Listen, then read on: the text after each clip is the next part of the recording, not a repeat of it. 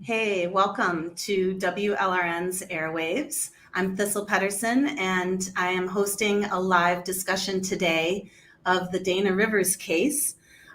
Most of our listeners are familiar with that case. I'm hearing an echo. I'm not sure what is causing that. Having issues. I'm so sorry to our listeners. Maybe you're not hearing the echo. I don't know. Amy, are you hearing the echo? Oh, perfect. Okay, then I'll just ignore the echo. So here we are. We're discussing the Dana Rivers case. A lot of our listeners already are familiar. Dana Rivers is actually a man who murdered a lesbian couple in the Bay Area and their adult son in 2016. And today I have Amie Ichikawa here to discuss the case with us. And she is a founding member and organizer with Woman to Woman, a grassroots organization that purpose is to help incarcerated women and to help incarcerated women who are who are going back out into the world. And it's run by formerly incarcerated women. She herself is formerly incarcerated. So it's really awesome to have her here to talk both about the Dana Rivers case and also about her work. Amie, welcome. I'll let you introduce yourself now to our listeners. Thank you, Thistle. It's like an honor to be here with you. This is very cool. Thank you for having me on. I am the founder of Woman to Woman. We're a very teeny tiny organization that is very dedicated to the truth and making sure that our sisters are given a platform to be heard because they're silenced on such a incredibly deep level, now more than ever. So when I came home, I just realized there was a real huge lack of resources and peer support, and I was very lonely. So I made Woman to Woman. And this case is going to directly impact the female population in both California women's prisons that aren't really women's prisons anymore. It's in our state, we pretty much have men's prisons and co-ed prisons. So it's very disturbing.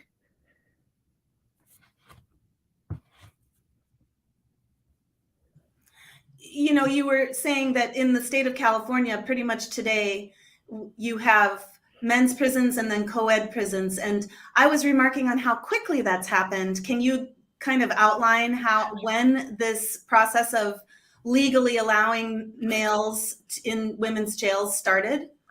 I believe legislation was frameworked in 2019. A lot of things were going on during the COVID lockdowns. It was very convenient. It was very sneaky, very stealth. The rollout started in January of 2021.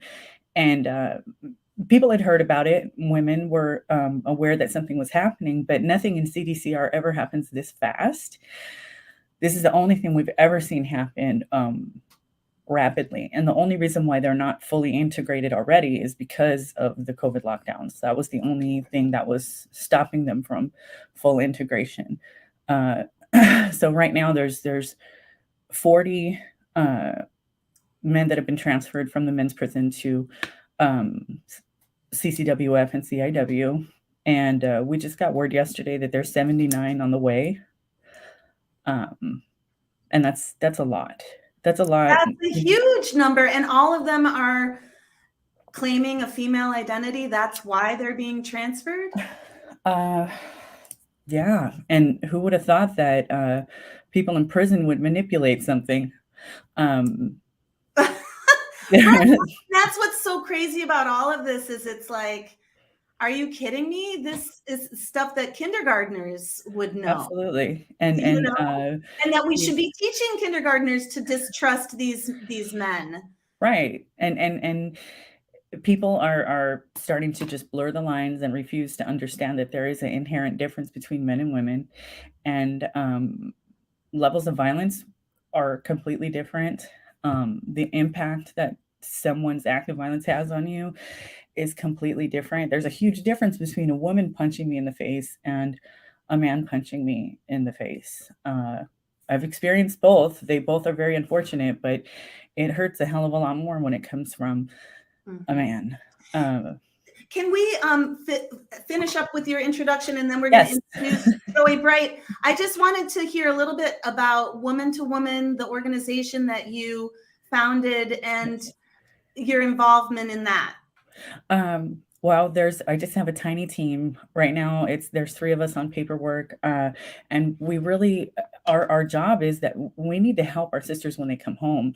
We need to do parole plans with them and get them spiritually, physically, and emotionally ready for this huge transition. And because of the crisis that's currently taking place, it's taking all the energy to focus on that. Like, we really need to develop the infrastructure and get things solidified and make connections for them for jobs and housing. So this is a real time suck, and but it's an emergency.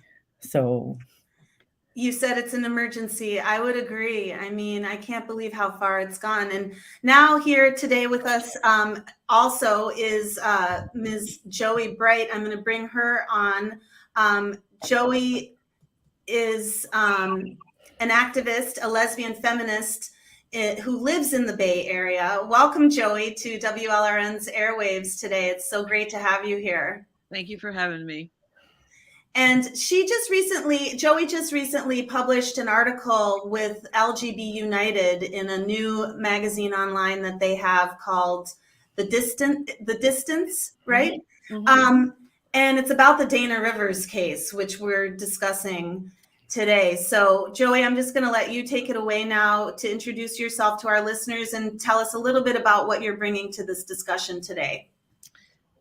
Well, yeah, again, thanks. And thanks for having me. And I have been, yes, in the Bay Area, and I've always done women's rights campaigning, lesbian rights campaigning, and child safeguarding really came up for me much stronger as an ongoing activity just in recent years because of this mess that we're involved in and trying to fight the idea that we have to actually say that there are only 2 sexes. You know, there's men, there's women, there's boys and girls, and that's it.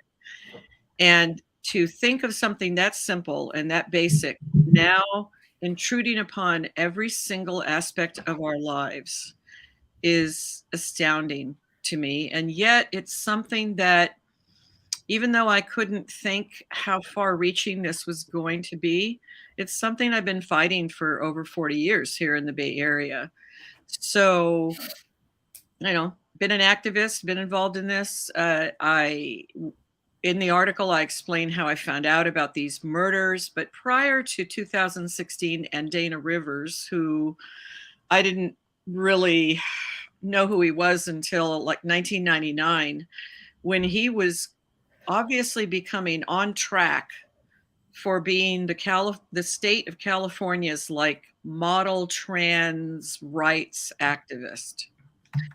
And there was just a handful of us throughout the decades who have been warning and saying things like each women's music festival that would come up, for instance, some conferences, some things where it wasn't things. I'm not talking about lesbian culture, but lesbians created these women-only spaces at first that then heterosexual and bisexual women who were feminists or learning about feminism could come, and you could do, slam poetry, plays, music, whatever. We just wanted to have some women's spaces. And every once in a while, a woman or two would bring along some guy in a dress, and we would talk about why it was so important to keep the space only women. Mm-hmm. And then before this transphobe thing even came up, which that word didn't really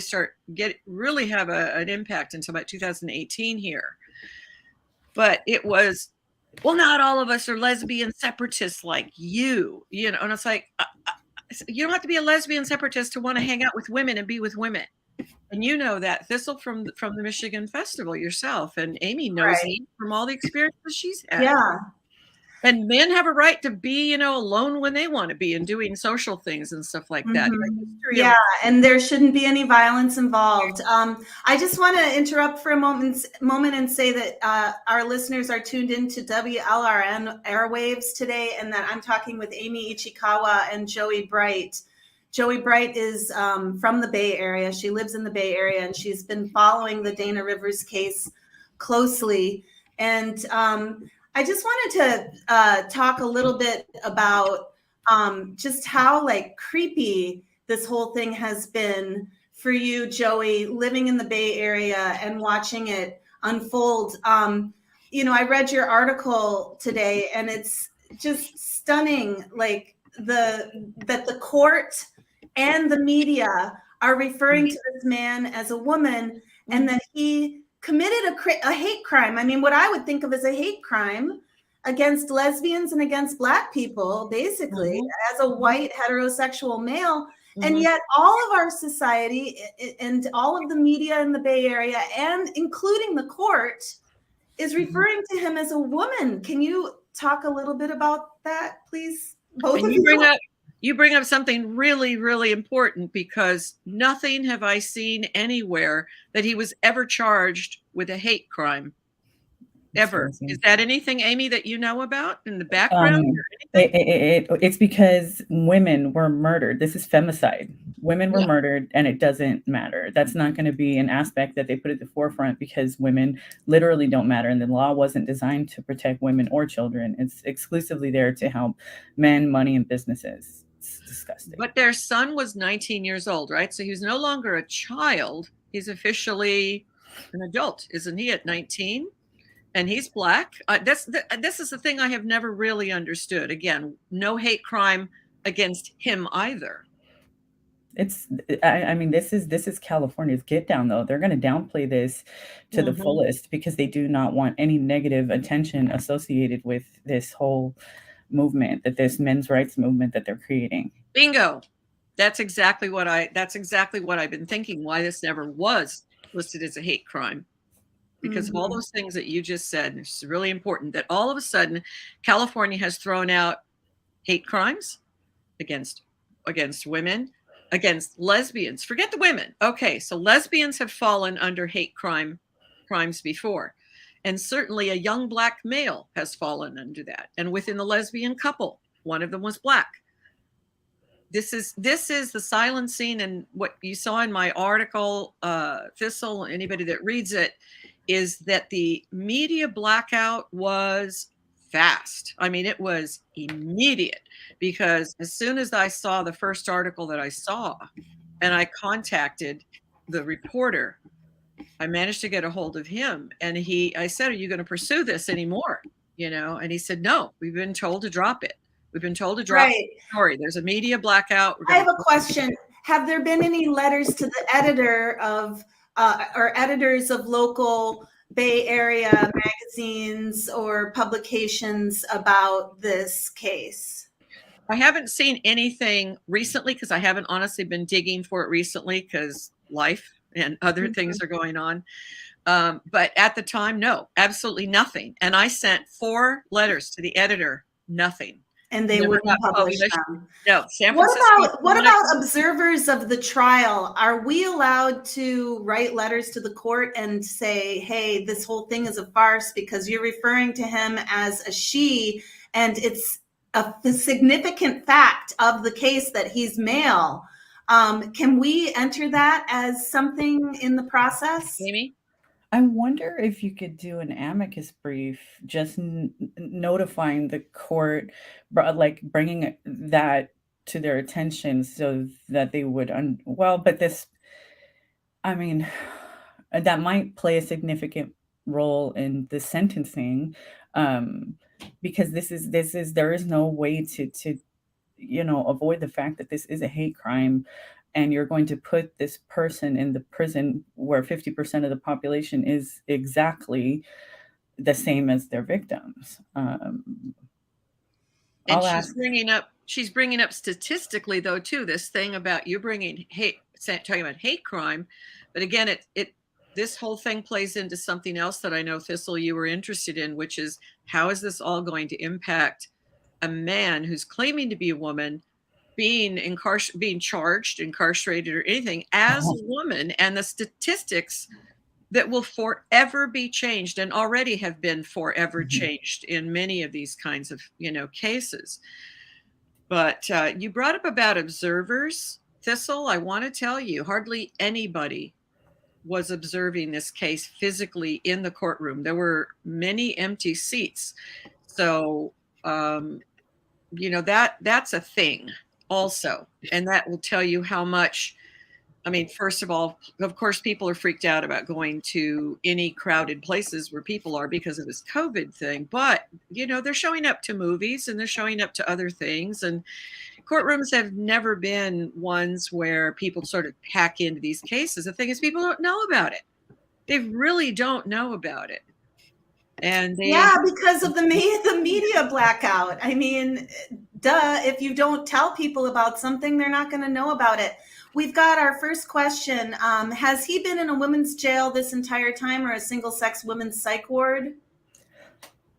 I want to say it's a women's county jail. I believe it's Alameda County Jail.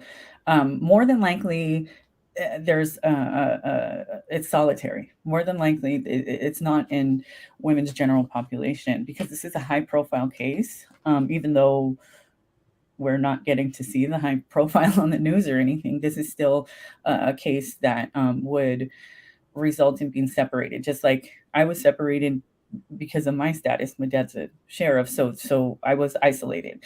They're going to do that for the same reasons. Because the county's not going to deal with this. They're just going to wait until it builds up and throw them into the state. And that's when it's going to get weird. Okay. So what is the implication then of him being housed? Eventually he'll be housed in a women's prison because he's carrying out his sentence. Will they keep him in isolation, do you think, then, or will he have bunkmates? Mm-hmm.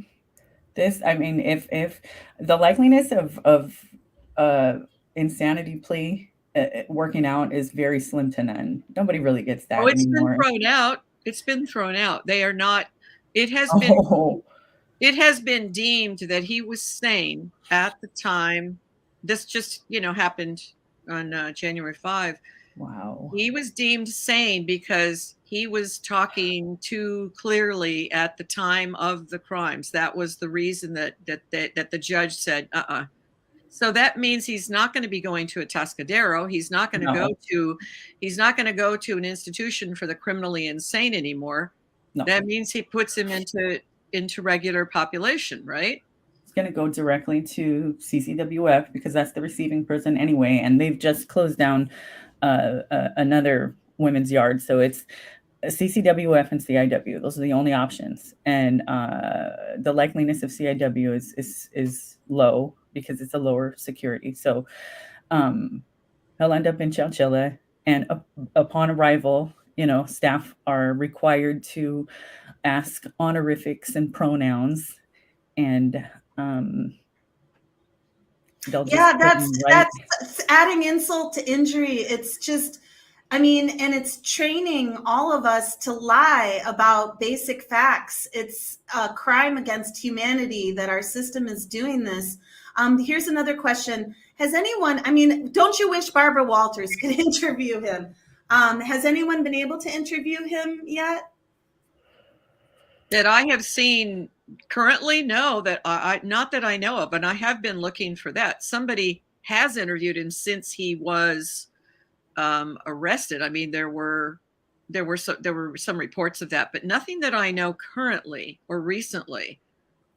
Since this trial has started, it started on October 31st on Halloween.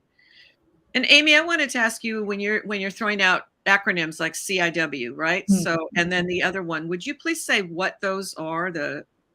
Those used to be our state women's prisons. They are now what we like to call co-ed. CCWF is the Central California Women's Facility in Chowchilla up in Madera, and CIW is the California Institution for Women in Corona that needs to be knocked down. That's the only options that people have.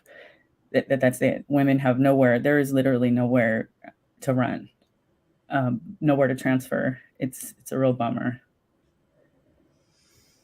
Horrible. I also have a question about some of the other people who are involved with this case. Like in reading your article, Joey, Sandra, the organizer of the bike club, the motorcycle club that Dana Rivers was a member of, she was questioned and gave testimony and didn't she incriminate herself for aiding and abetting at the very least? And has she been charged and will she be convicted or? She's not. Yes. Sandra Carenza is the president of the Deviants Motorcycle Club. Her wife is the vice president.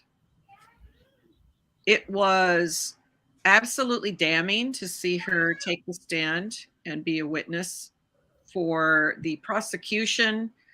Abigail Mulvihill directly leading in a direction for anybody that was there in the galley, and I mean the court in general, to hear where Abigail was, or Ms. Mulvihill was going with her questioning, was, as I said in the article, there was like you could hear a pin drop anyway in courtroom because nobody's supposed to be making any noises or anything, but it felt to me, and I think I described it as palpable, it was so chilling to have Mulvihill questioning Carenza on the stand about the text messages that she herself, Carenza, had sent to Charlotte Reed. Of the couple, Charlotte Reed was the person in the couple who toyed around with the idea of becoming a member, possibly of joining the Deviants. And apparently she hung around for like 3 months. They called her a hanger-on. And Mulvihill was trying to say to Carenza, like, what about the text messages you sent her? And she was insinuating that there was some not so savory feelings, not so warm feelings that Sandra had towards Charlotte. Had to do with something like, I don't know if it was a patch or an emblem or something that maybe she had kept from her time of hanging around. They wanted it back. There was this whole thing about that. But Sandra was so denying everything. She would deny everything, or she would just simply, in a fairly calm voice, look at the lawyer like she goes, well, if that's what you think, or if that's what I said, or if that's what you thought you heard. So she under oath did that and there were no consequences. Yeah. She's not, this woman hasn't been arrested for anything. There's no crime that's been committed on her part. Well, I was thinking of maybe aiding and abetting, that might be. That's a whole separate thing, though, and this is the chilling thing about any case. I've seen other witnesses get in the stand that they were guilty as hell. They were involved in a part of whatever it was that the other person was being tried for, but they walk away. And in this case, again, for me, because the chill of her, what appeared to be her complicitness in the entire murder spree that happened. Yeah. Again, it was like to the max. Here's the thing that for me and my body, for years that I've been warning women about, and being called a man hater, and and I'm paranoid, and whatever, right, stuff that comes up to just gaslighting you, basically. People don't want to think that their brother, their father, their cousin, their husband, whatever, boyfriend could be that person. Yeah. When they start wearing dresses and doing what they're doing, that fetish can go in another, can go further along. Yeah. Let's get to some of the questions that are coming from our live audience. We've got 30 viewers now. Thank you so much for tuning into WLRN. Today we're speaking with Amie Ichikawa of Woman to Woman and Joey Brite, who just recently published with LGB United in their new online publication called The Distance. And it looks like Susie has a question here. She says, did the prosecution present a motive as to why he killed all three of them? Not that I heard, and not that I could get from, I didn't attend every single day. No, we couldn't get that. And he never took a stand. So, that's, no, I mean, I think, and most of us, the people that I've spoken with about this case that have known about it and as much of the details as we could get, I mean, from the beginning, it happened, very late at night. And I think that the son who opened the door when there was a knock at the front door just had to be, you can't have any witnesses about whatever he was about to do. There was just, it was just collateral damage, I think, possibly on the son. Although his laptop was later taken by David Warfield, AKA Dana Rivers. Dana walked off with the with an iPad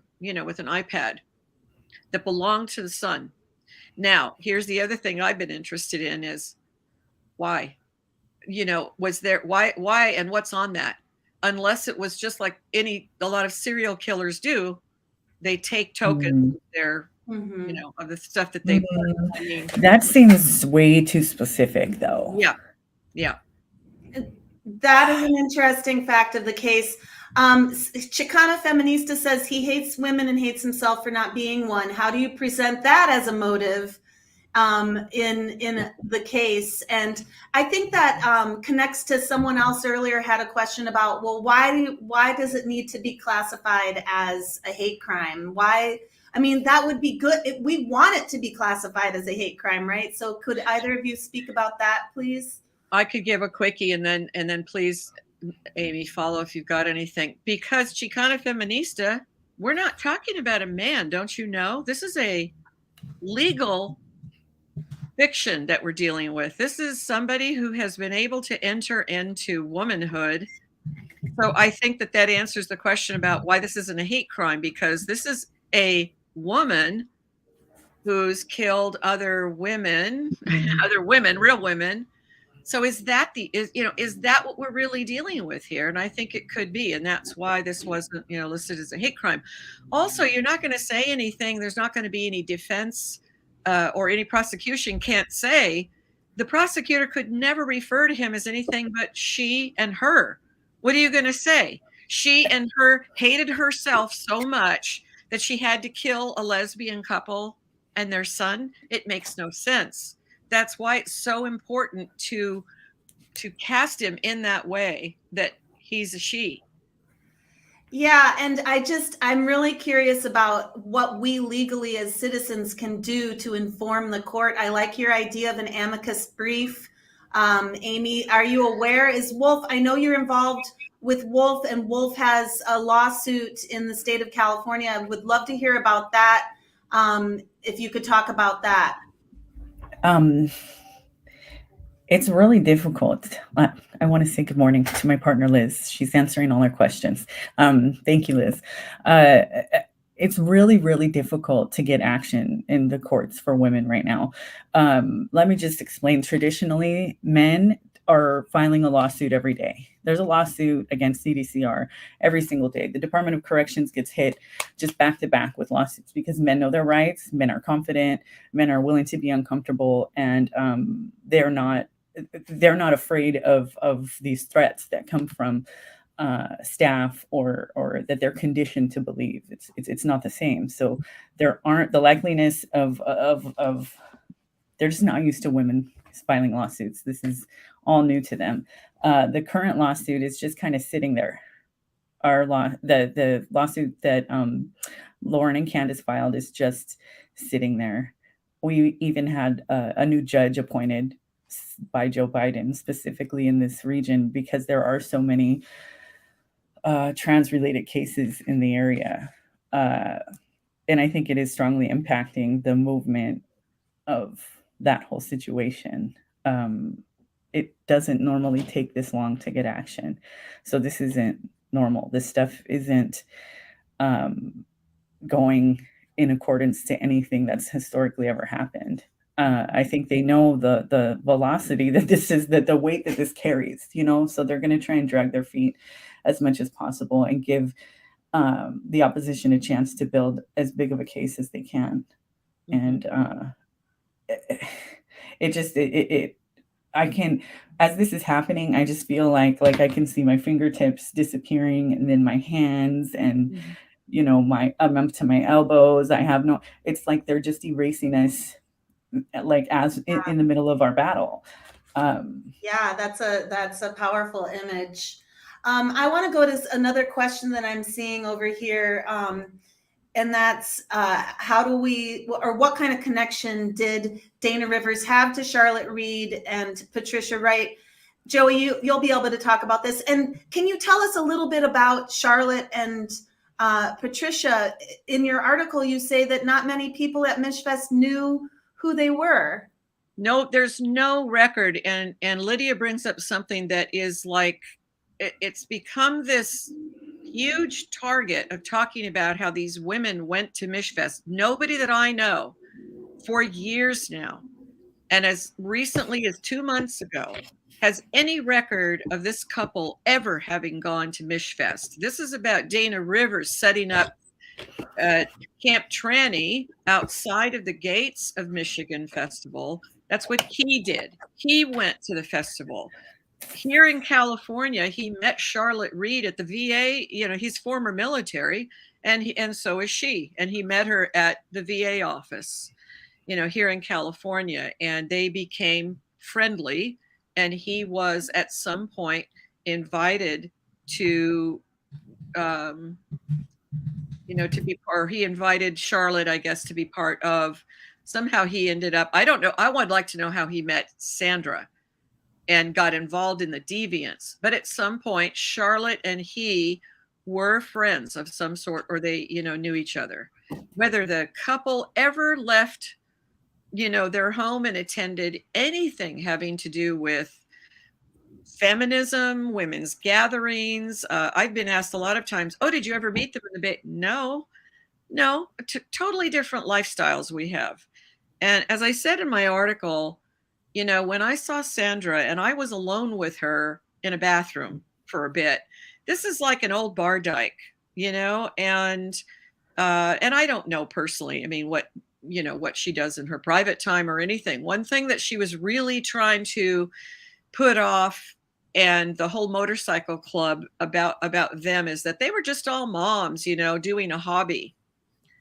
And the thing is, they were very close, and they wanted to be like, it appears, and into my article, I have a lot of links, and there's a really fabulous one, if you want to do a deeper dive, that goes into detail about some of the things that were said, some of the stuff about the motorcycle club. You know, they wanted to be considered what are called 1%ers. Amy can speak to that a lot more, but they wanted to have this edge of like, a women's motorcycle club, but we're kind of, you know, we're willing to do crime. We're willing to do some crimes, and, you know. Not too long ago, it was a requirement, you know, like it could be an urban legend, but there are a couple of men's clubs that are 1%ers that you used to have to kill somebody to gain membership. And I can totally imagine some women wanting to emulate that, you know. I don't know. There's just so many details that they didn't bring to the forefront that would have been so relevant, that are so relevant. This is crazy. Yeah, like I said, there was expert witness after expert witness. I missed the beginning forensic stuff. I had to read about that. I'm actually glad I wasn't in the courtroom for that, because I've read enough stuff about that. I don't want it in my brain really anymore, except that people should know that this level of hatred, and somebody brought this up about, you know, hatred, is that whatever went on, and we may never know exactly what it was that went on that caused him to stab Charlotte in the face. It's 47 times. Those are not the only stab wounds that she got. All around the face, the head, 47 times, while the other partner, Patricia, was not brutalized like that. Yes, she was murdered right there, right next to her partner. But something, as Dana said himself, it was personal. So yeah, the details of why, though, people want to keep saying, did they bring up what the reason was for all three people? If you're going to go and you're going to take somebody out in their home late at night, knowing that they have a child and a partner, this guy, think about it. He was known as Mountain Man. This is a guy who was a river rafting instructor just 16 years before doing this crime. Okay, this is not somebody who was a weakling. The man that I saw in the courtroom, who is now, 67 years old, and of course he's been in prison. I don't know how when he went right in, but I mean, his body has changed for sure. But the level of, I cannot overstate, I mentioned in the article that myself, and I was sitting with a friend, Renee, and I thought it was just happening between he and I. And then I saw his eyes shift, but I locked eyes with him. And it was like, I know what I'm thinking when I'm looking at it, and he's looking right at me. And then I saw his eyes shift to him to the right a little, and he was looking right at my friend. And the three of us, for a good solid 20 seconds, were just like having a competition, like death stare.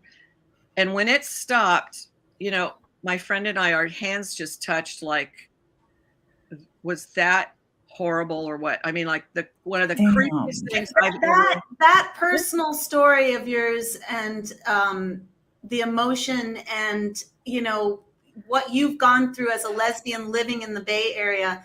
Can you talk a little bit about how this case has impacted the lesbian community in the Bay Area? There is no lesbian community. And as of 2016, I mean, the lesbian community had really started falling apart in a big way. And of course, there would be people that would argue with me and say, well, I was still going to the bar, up to whatever. Well, they were willing to go into places where where there were a lot more men that were coming in. And I'm not even talking about men that were wearing dresses or pretending to be women. I mean, the idea of sisterhood and lesbians creating these spaces were gone. They were gone definitely by the early 2000s or whatever.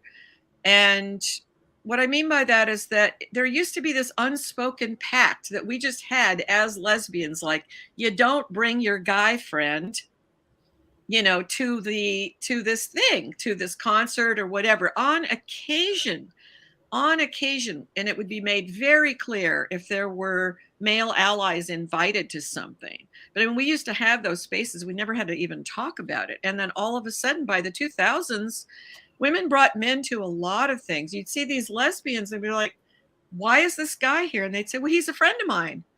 I'd say, I got male friends. I'm not bringing him to this stuff. That's like more private or whatever. But that was going on. And I said in the article that, by 2014,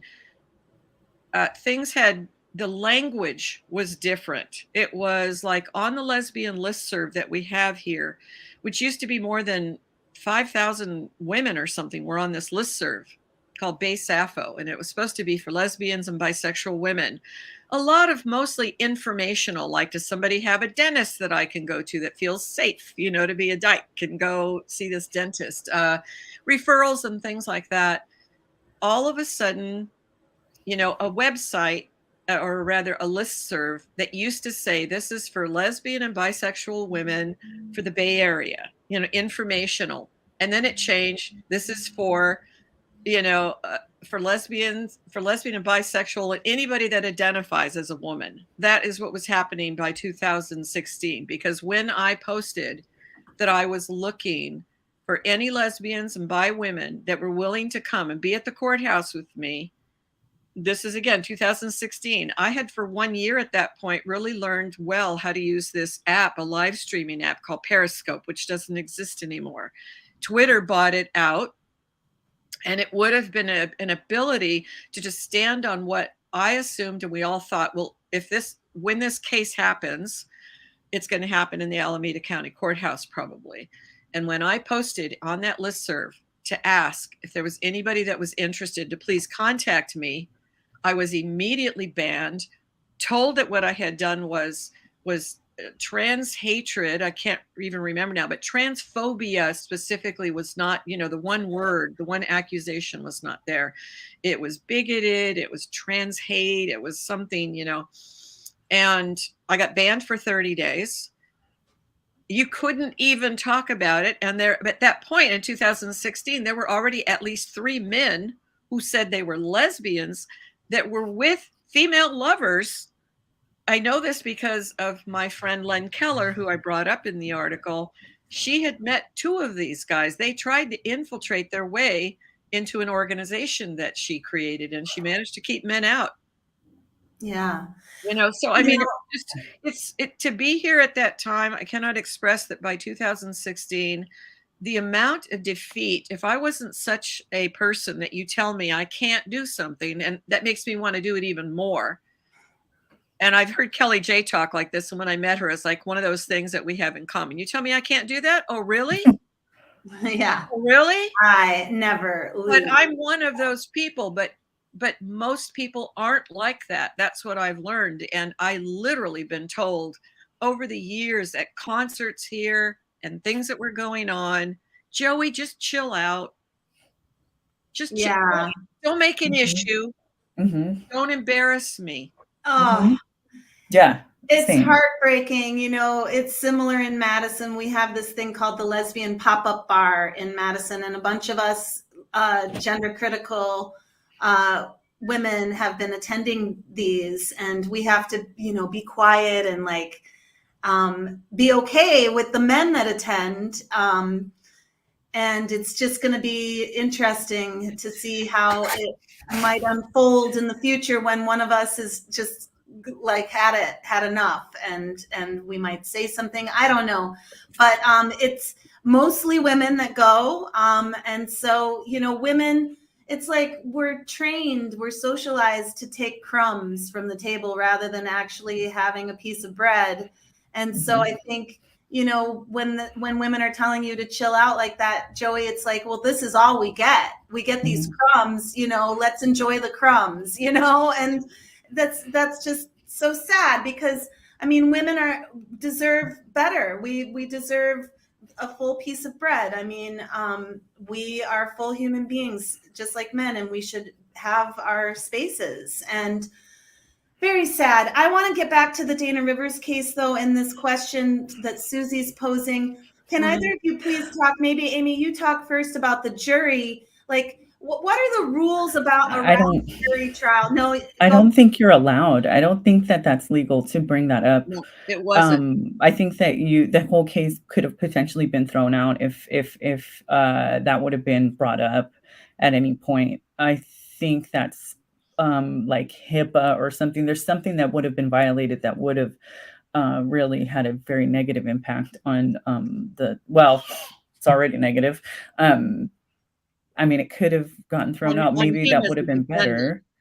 Yeah, you can't. They did bring up about the transgender stuff, though. They finally did. It was like, it came up, and I can't remember exactly how it came up now, but it had to do with going over part of the history of his involvement with, I think the deviants or something like that. And it was just it was like a blip. But it was like very downplayed, I'm sure. And the jury, yeah, I was sitting there thinking, how much does this jury, who in the jury, I was wondering what was going on in their minds, because especially something, again, that I brought up in the article directly to the trial is that this is a man, and this goes back to the fetishism of this. This is a man that didn't just get like a B cup. This is a man that had like a C plus, okay? And had an erect nipple on his right breast that was aimed like right at the jury. That's what they're going to be seeing, which is more of that, you know, rather full breasts with one erect nipple aimed right at the jury. And they're trying to promote this idea, and all the tattoos, you know, long sleeve, but then any tattoos that he had, makeup was done every day. And if I'm in the jury and I know nothing about this, I'm looking at somebody, and if it's not me, because I would look at and I'd know it's a man, and I think that you guys would too. That's so rapey. That's part of that gaslighting. The whole thing was this is rape culture. I see a nipple. It's so rapey. It's so and imagine when this one gets off the bus, goes through receiving, and there's female staff, and they're going to strip this individual out, and they're going to get off, and these women have to go home and feel totally violated and disgusting after work. And then the other women that are in the cage have to get naked with this person. Mm-hmm. And I mean, we don't matter, but we just don't matter in the whole spectrum of the carceral, the legal, everything. They're systematically just erasing us and prioritizing these people's feelings. This small, teeny sector of mentally unwell, aggressive, attention-seeking individuals, their priority over our well-being and physical safety and mental health. It's freaking nuts. Amie, can you talk about conditions in what were formerly women's prisons? Do you have some stats on how many rapes have been reported? And also, I read, I think on the Wolf website, that they are now placing condoms in the bathrooms because they're expecting these men are going to be, sexual with the women. Well, the condoms are legally supposed to be in every institution, but since there's no penises in the women's prison, it's never been an issue. CCWF allegedly only has them for when women have family visits. CIW, on the other hand, in Corona, did place condom dispensers in the Medline. They were almost immediately removed. There's a staff memo that came out and said they were removed at the order of someone higher than the warden. I think it was too controversial. I have the memo stating that there's, yes, condom dispensers. But what this immediately sent out was a wave of panic, because the women understand they don't have penises. None of them have penises. People, and in their head, trans women are transferring in. These are people who are post-op. They're thinking, it's very confusing. So you automatically so they're telling them to rape safe, right? It was like the most heartbreaking thing for my friends to call and say, they're just telling them, they're giving them the green light to just rape us. Every kind of sexual contact in the Department of Corrections is considered volatile, because there is no consent. No means no, and yes, it's not allowed. That's what the mantra is. That's what they tell you when you get there. No means no, and yes, it's not allowed. But even if there are assaults occurring, there's such a heightened level of fear of retaliation and being disappeared that they're not saying anything. They're afraid to even ask for the form to write the inmate complaint, because they've seen assaults happen and get reported and nothing happen. And for the men to not have consequences, they either get shifted to another yard or, juggled between the two prisons. They see their friends get in relationships with these guys because they're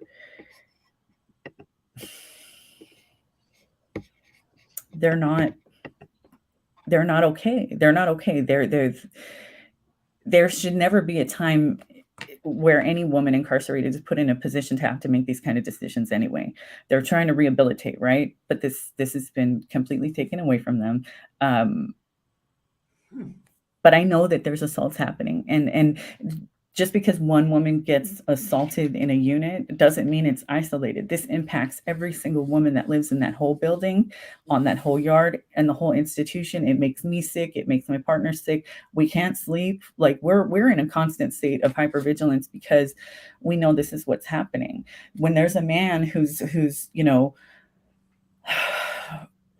given it to one of the girls, there's a window, there's a big giant window in the room, and as much as you don't want to look, you're going to see it in your peripheral, and it's going to haunt you, and you're going to know no matter what happens, this is not that there will be no consequences for this. It's horrific.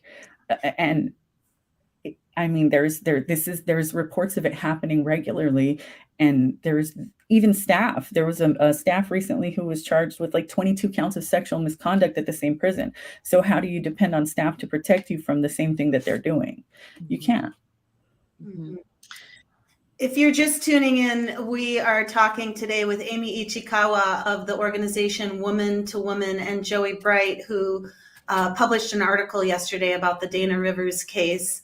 Can either of you talk about the ACLU and how it's basically betraying women in this case? That's a men's rights organization. So the ACLU, which I used to have in my phone as an emergency number, just like I used to have the lesbian legal right, the Center for Lesbian Rights in my phone, which I don't have either of those in my phone anymore in case something weird happened to me legally. Susie, yeah, and she's asked a number of really great questions. The thing is that a lot of this information about the ACLU and other organizations that used to be good organizations for us are, they were captured a long time ago with money. And if you want to do a deep dive, go into the11thhourblog.com. Jennifer Billick has been researching this stuff since 2000, over a decade now.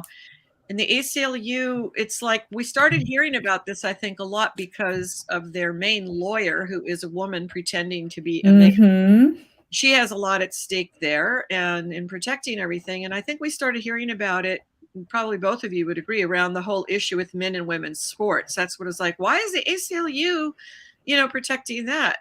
The ACLU is protecting all this stuff because they're being paid to.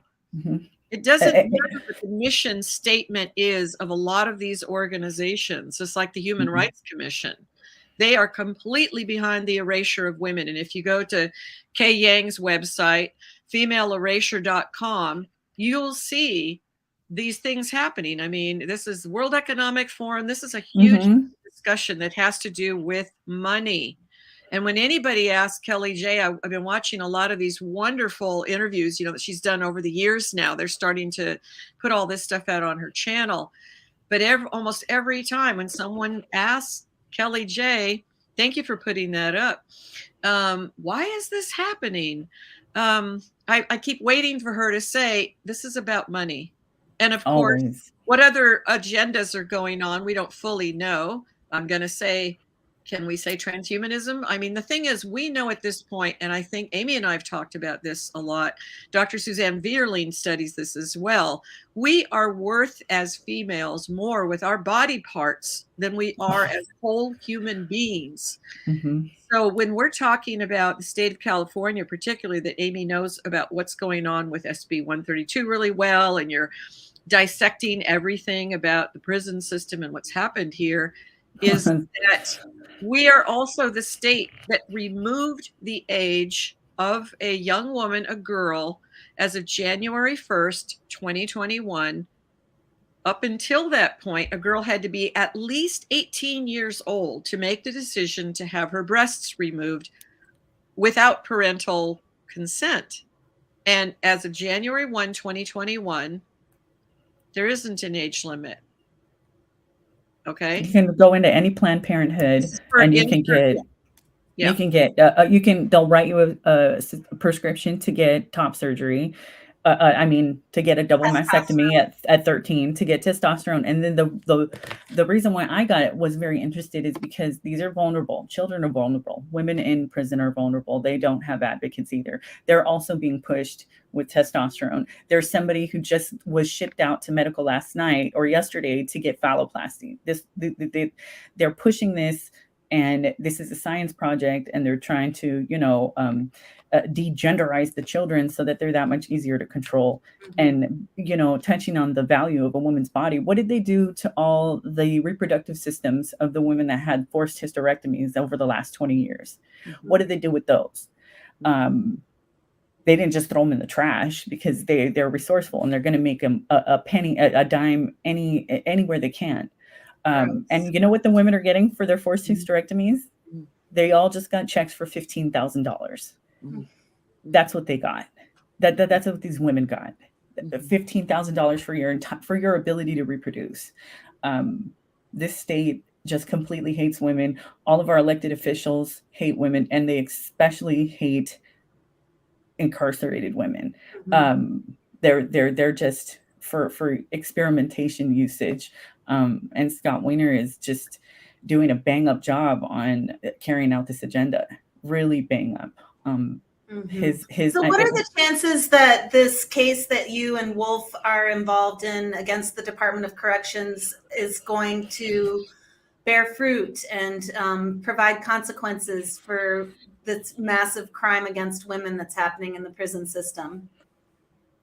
I don't want to be a negative Nelly. I don't know. I don't know how it's going to impact anything. That's why, the fact that we even got a case in the court is a really big deal for the women inside, for us out here, that there were enough women that were willing to be plaintiffs is really big, because they have caught a lot of heat.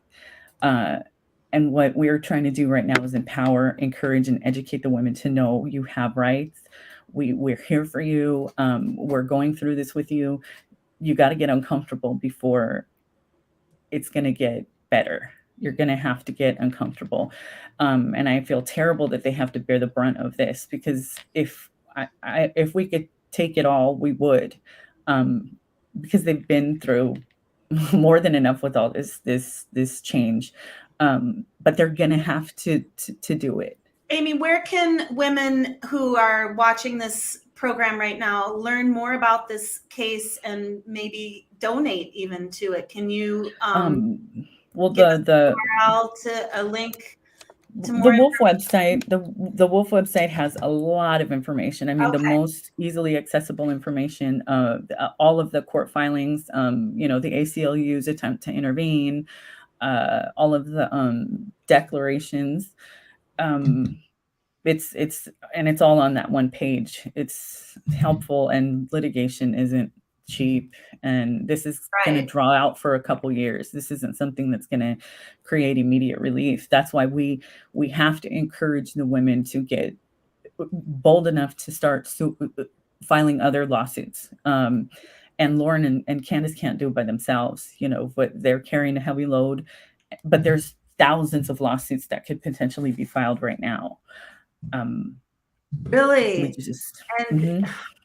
But we don't do it like men do. And you think that that's a socialization thing, that women just aren't as aggressive at all, because they're terrified. There's a woman, the last woman who wrote an inmate complaint against the implementation of this law, because this person from the men's prison kept walking into the toilet when she was in the toilet.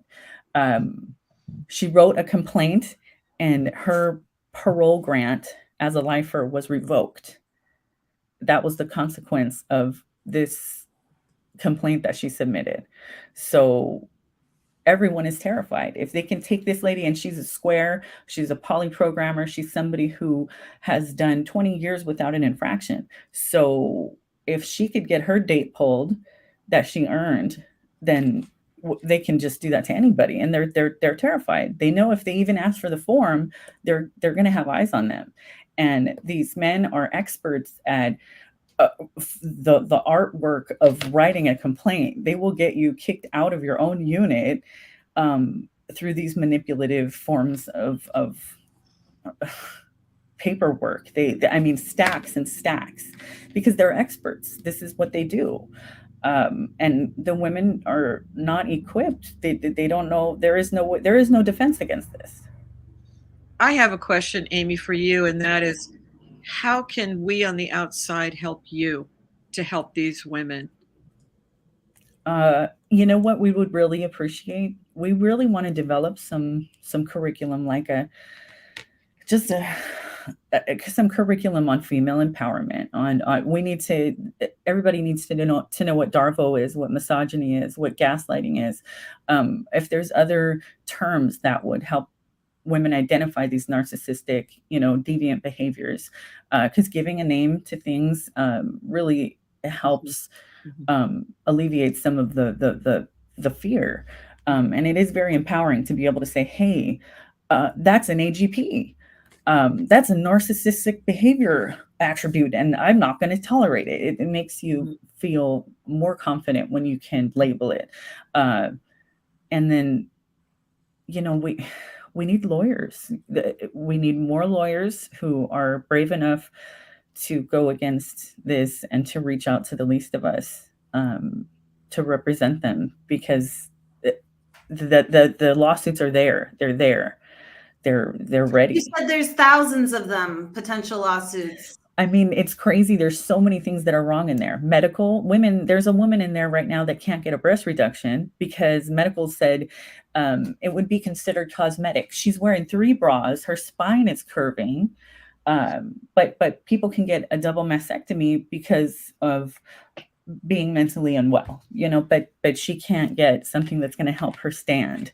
And they're exercising their options. They're exhausting their options. And at that point, what else is there for them to do besides sue? And they're afraid to even complain. So we got to work on empowerment primarily, get them confident, get them pumped up, let them know that there's support, and we're here. Do women in California's prisons have any allies inside the prisons at all? I mean, are they turning to each other at least? And I mean, are they getting, do you have letter writing campaigns to women on the inside that you do maybe with your woman to woman organization? Or what kind of support do the women on the inside get? Well, luckily we have Liz.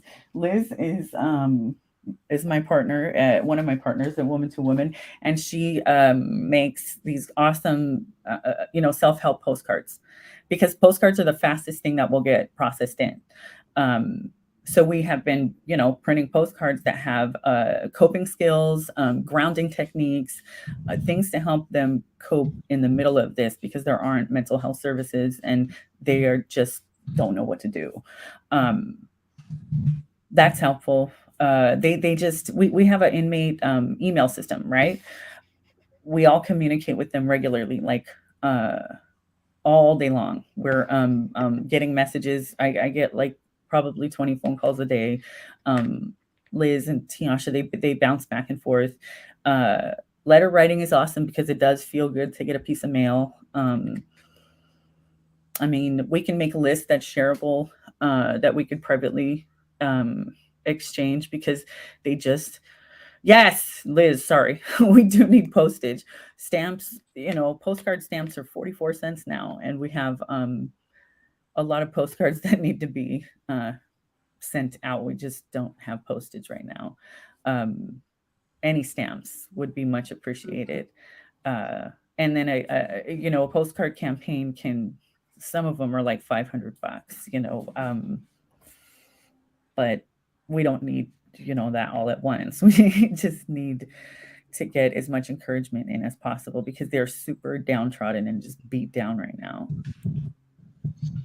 Can you answer, Amie, if you're getting, I don't know, on a daily basis or weekly basis or whatever, are there women being impregnated right now in the prisons? And are they being forced to have abortions? And then are there miscarriages? Or is this stuff going on like regularly right now? Not being reported to public or anything? Reportedly. Yeah. the Department of Corrections is really good at making things go away. You know, these kind of things disappear. They go unreported. People are coerced. It's horrific. It's horrifying what's happening in there right now. I mean, it's so macabre, I can't even really talk about it. It's not something that I want anybody to have to deal with, because it's a really, really heavy stone to put in your backpack. But it's only common sense to know that when you house a penis in a vagina farm, that babies come. It's common sense.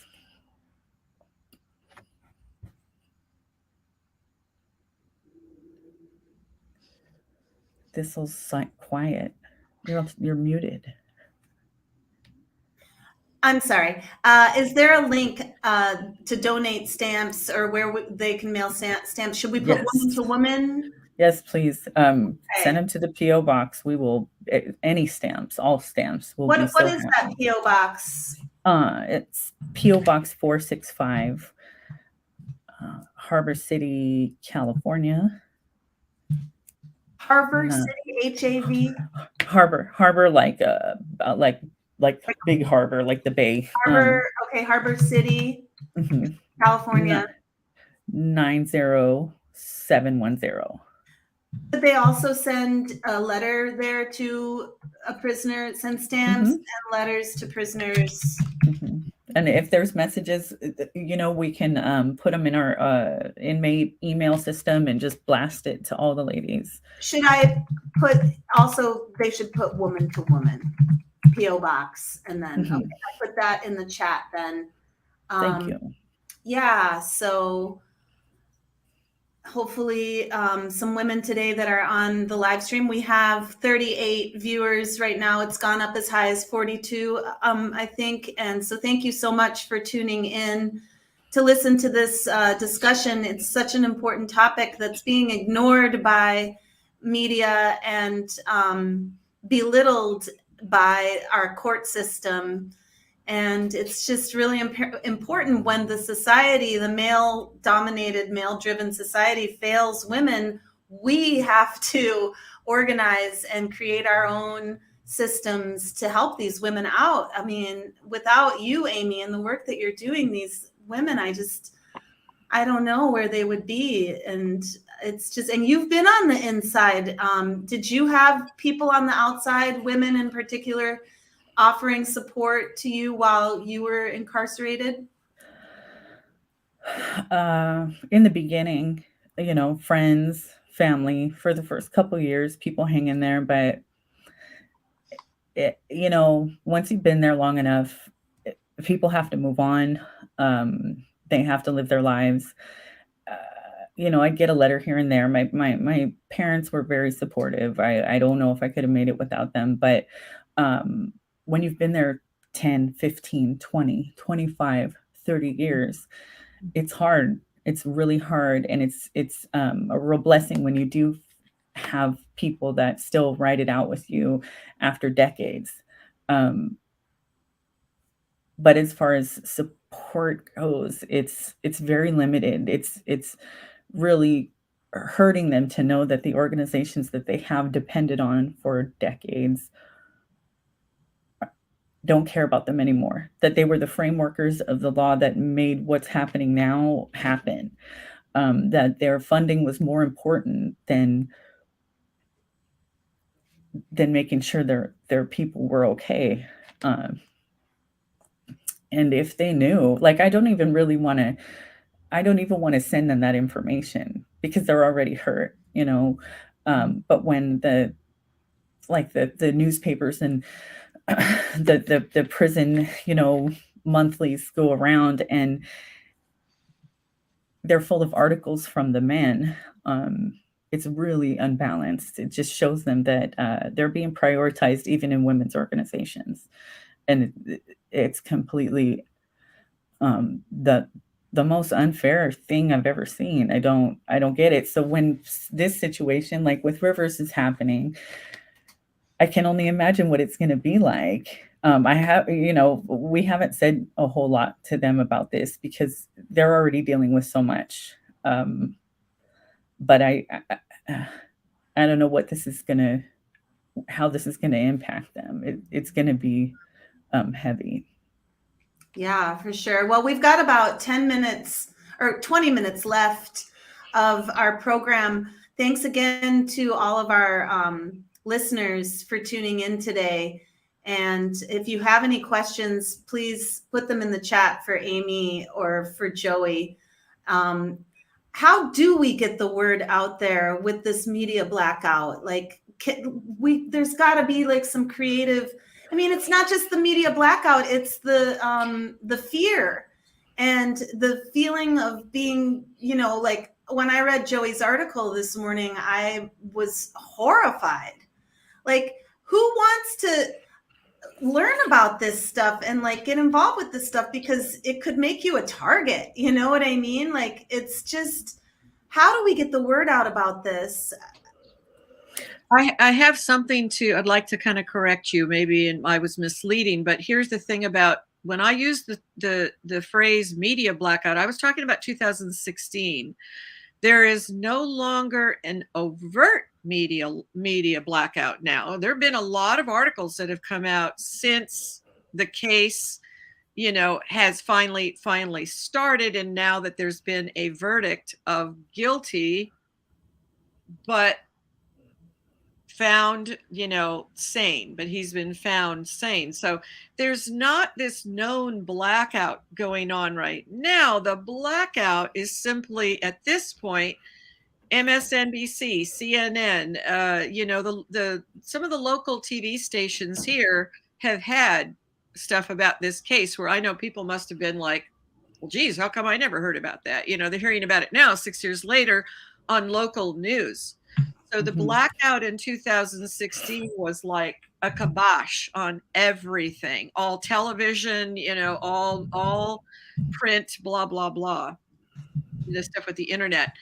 But now, yes, there have been articles. And at one point I thought about trying to see if I could actually get an interview with him. And now I feel like my exposure to this is literally at a point where I don't want to get any closer, if you know what I mean. It's oh my God. There's criticism about why certain women from other points of the past of this, how come they're not coming out and this and that? Well, maybe you'll get killed, Right. Again, Right. even though he's behind bars, we do not have details about why 3 people were wiped out, in an evening. And the brutality behind that has served a very, that was very specific.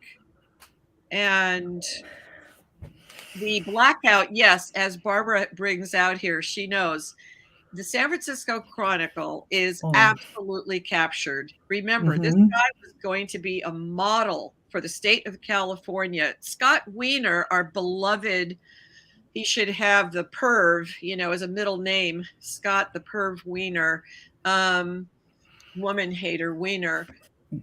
The thing is with the Chronicle and KPFA that Barbara H. brings up here in the Bay Area, and it's across the nation, KPFA is the only, I think it's still to today now, is the only listener-sponsored radio station. I used to work at KPFA. It's all volunteer.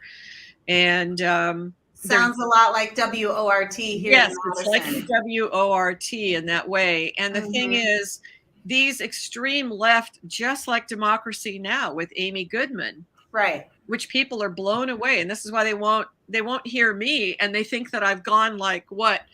They act like I'm Phyllis Schlafly or something now, or Strom Thurmond, because I bring up that I read the Epoch Times, or I'm actually talking to Christians who are on, who might be pro-Trumpers. Oh my God!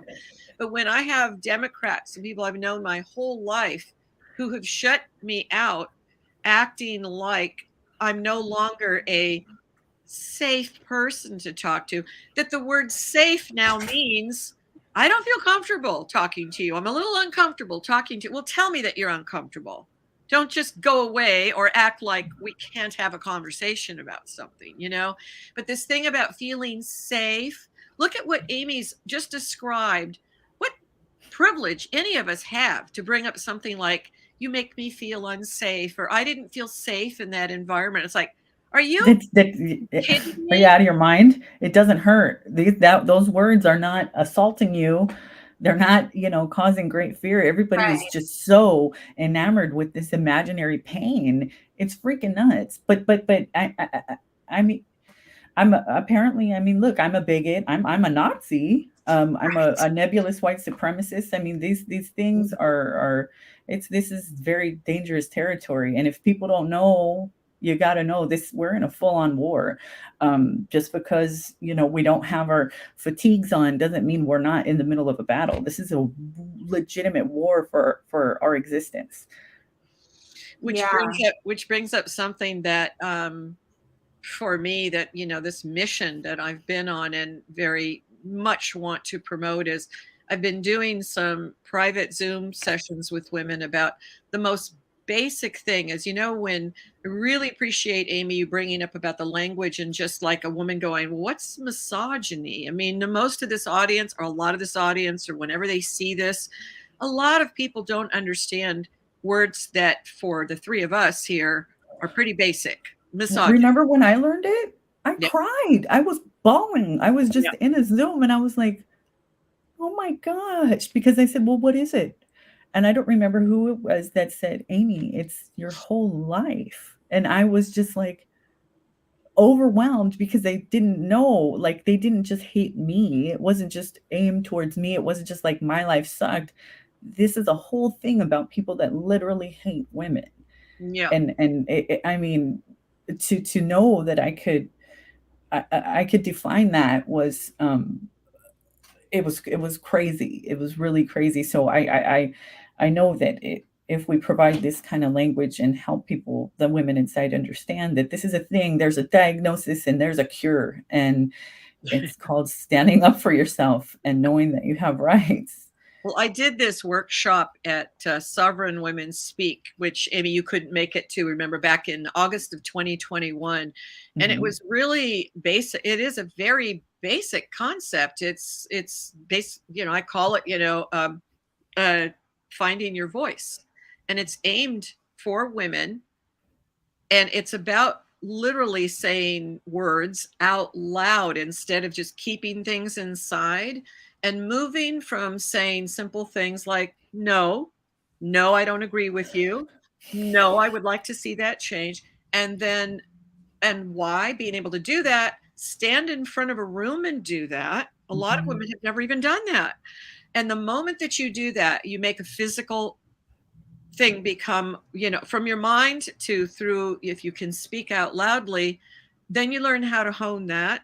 And then you learn by taking a bullhorn and practice bullhorn. And when you hear your voice, you feel it in your body. You see the response from other people around you. You build on those skills so that it does establish something in your body, and it helps to ground us.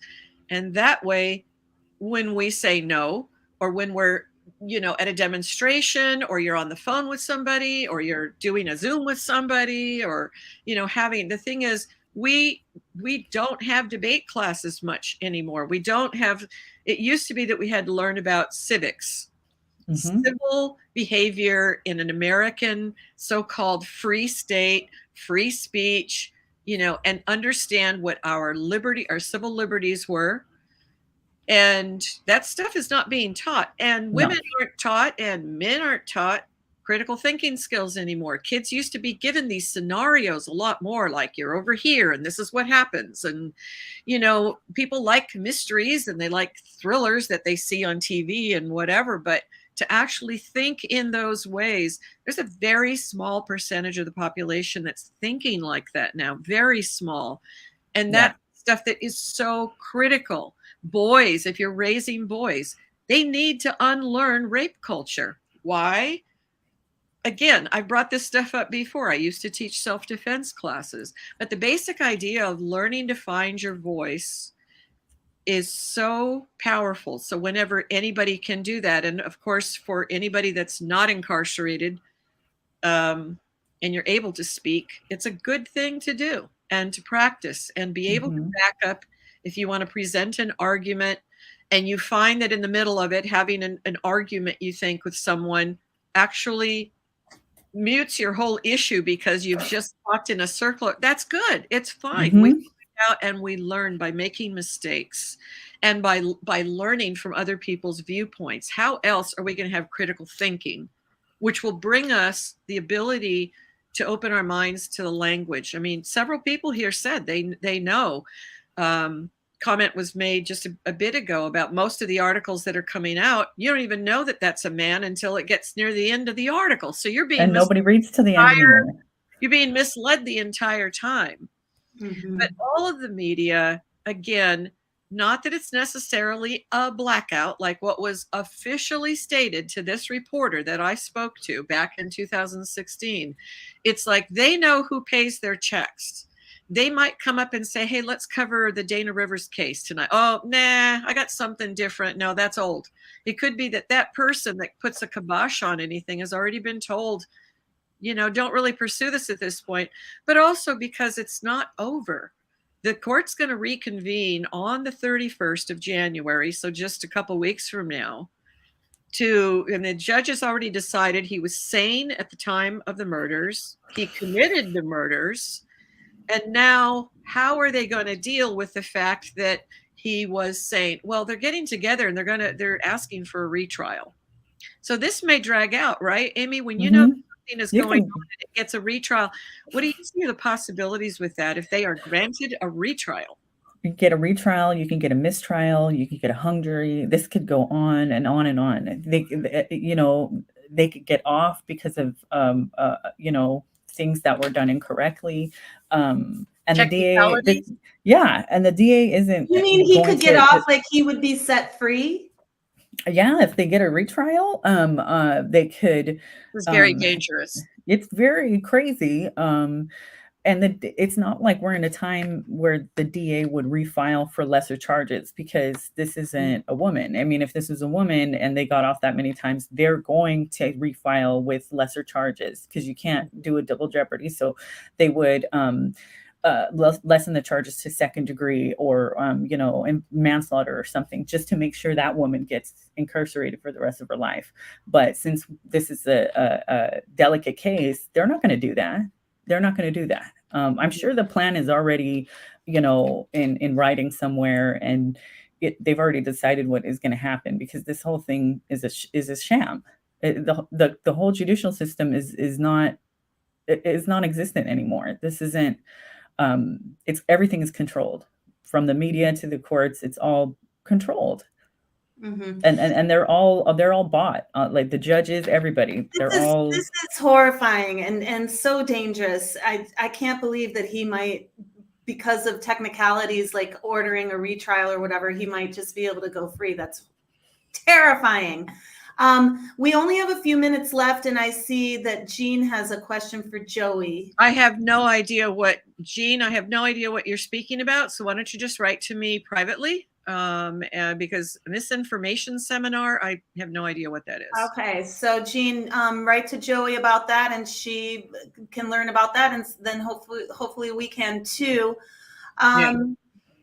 So we need to teach women how to speak, which that brings me to the whole Speaker's Corner movement that was kicked off by Posey Parker and women taking back the public square.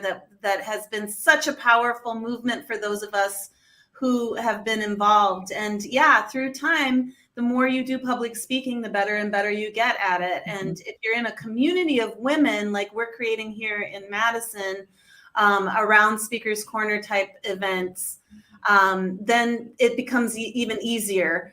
So we need to train women how to speak and speak publicly and get the word out in that way. So we just have a few minutes left here. Let me see if there are any other questions in the chat for Joey, Brite, or for Amie Ichikawa. It's so delightful to have you here with me today after I went through something this morning reading Joey's article so carefully. I mean, honestly, I don't know what to do about this, because it's like, I don't want to read about this crap, like I don't want to know. I can understand the desire for wanting to be like an ostrich and just put your head in the sand. Because it's horrifying. It haunts you. It will haunt you. There's only so much powerlessness that any of us can take. And like I was saying earlier about, I just happen to have that personality that has persevered to this point. But I'll tell you, just even writing that piece, Thistle, it was like I came real close, because I've been thinking about it for a long time. I mean, 6 years, and then the trial was here, and I felt lucky that I was able to go to, any of it at all. But I do want to answer something, this whole thing about speaking out. I'm going to give out an email address. It's canigetawitnessvoices@gmail.com. canigetawitnessvoices@gmail.com. Anybody that's interested, the next sort of session that I was going to do, I want to have at least 5 to 6 women who want to, and I'm not talking about experienced speakers or those that have a lot of confidence. I'm talking about women that really want to find their voice and get some experience with it. And yes, it's over Zoom. It's different when we get together. And sometimes some women will actually be in the same town, but it's another way for women to start networking as well. And Thistle, I want to thank you. You brought up Posey, and of course the Speaker's Corner, and her coming here, for me, that just, it invigorated a lot of women. But you're one of the first women in this country, I want to say, I found out about you because you were speaking out. And you got busted. You were speaking out, I've been through the ringer, Amie. I don't know if you know my story. Yes. I mean, you got stripes. You were arrested because you well, not arrested, cited. I was cited, yes. but still, it went to court and everything. I mean, it was ridiculous for putting up a sticker on State Street, which is like our Hyde Park in Madison. It's where we demonstrate for all kinds of causes, anti-war causes, the environment, everything. Everybody who has an opinion has something political to say goes on to State Street here in Madison, the capital city of Wisconsin. My act was nothing different than what's been going on here for 50 plus years, and it's just insane. That's that you're a woman. Well, I'm a female, and turfs don't matter. And the thing about Kelly J now doing this is that she just happens to have a very large platform now and has been relentless and has built up such a fantastic global community that in this very large country that we're in the States, it's really hard for everybody to have found out what it was that, thank you, Heather, that Thistle did all those years ago, but that her act of getting banned, from a music place, a venue, that's what I found out about. And I reached out a long time ago, about that. But we don't hear, and it's only because of technology now that we're able to spread around really quickly and see that something has gone on and broadcast. That young woman in San Diego, the 17-year-old, who's brave enough to say what happened at the YMCA down there, and they're down there right now. There have been protests about that. These are not a bunch of TERFs that are doing this. There are community people that are going, this is ridiculous that a man can be with an erect penis in a facility where there are girls and women. Flaccid, whatever. Just get it out of here. Yeah, ridiculous. And I know that's how you really got hammered in the head, Amie, with what was going on was WeSpod, right? Summer of 2021. Man, see, these are war stories, and these must be acknowledged as such, because this is really what we're going through, and that's why we connect, because it's just like when old men get together and talk about Nam. This is the same thing. This is the same thing. But we're not trained, and that's the thing. And it was something that you guys brought up earlier. It's not just about how do we use our voices, but I'm going to dare to say, how do we learn to use weapons? Whatever you feel comfortable with. There's all this controversy about whether somebody should have had mace or not. There's all this controversy about, protesting in a manner where we never really respond to any kind of pushback. There's some women that feel they're going to do that. There's a lot of stuff, but the thing is, boys are already, as they're raised in this culture, there's no way anybody can tell me this doesn't happen. We've got boys typically being raised to play roughly, to learn how to wrestle, to learn how to, fight with their fists or whatever. And no matter what people think about that, the fact is girls are completely downplayed. We're just again, the three of us are women. It's a thing of being quiet and So not fighting back. Thank you so much for using your voice, Joey Brite and Amie Ichikawa. It's been a delight to have you on today. And I'm seeing a lot of appreciation in the chat as well. And so have a wonderful rest of your day, and let's stay in touch. Bye, everyone. Thanks for tuning in to WLRN. Thank you. Thank you.